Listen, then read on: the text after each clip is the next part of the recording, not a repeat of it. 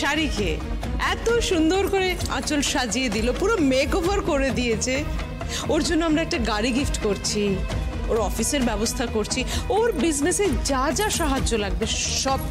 সত্যি, কিন্তু এই এত কিছু আপনি বা আপনারা কেউ এখন ষোলককে বলতে পারবেন না।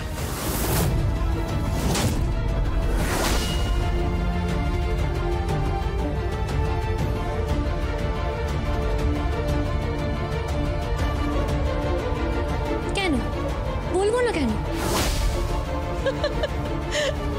সারপ্রাইজ দেব বলে। কি কি প্রাইজ? সারপ্রাইজ? সারপ্রাইজ দেওয়া হবে, চমকে দেওয়া হবে ষোলককে।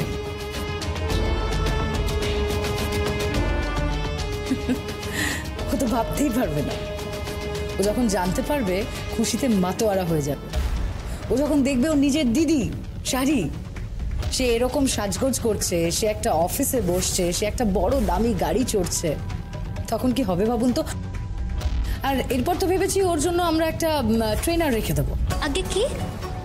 ট্রেনার ট্রেনার ট্রেনার মানে ধরো লাইক শিক্ষক, মানে শিক্ষক হবে সে তোমার।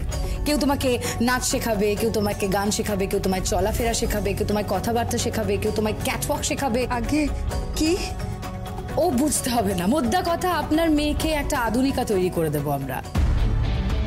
কি কথা দিচ্ছ তো শাড়ি? আগে কি তোমরাও কিন্তু মুখ ফুটে কেউ কিচ্ছু বলবে না। তোমার নাম কি? আগে দিয়া। দিয়া। আর তোমার? নন্দিনী। বাহ, তোমরা কিন্তু কেউ, বারবার করে বলছি, মুখ খুলবে না। আমি কিন্তু তোমাদের থেকে প্রতিশ্রুতি চাইছি, র্যাম্প ওয়াকের দিন আমরা ষোলককে চমকে দেবো। আগে কি হলো? কথা দিন। পারুল আন্টি, কথা দিন। কি হলো, কথা দিতে পারছেন না? কথা দিন।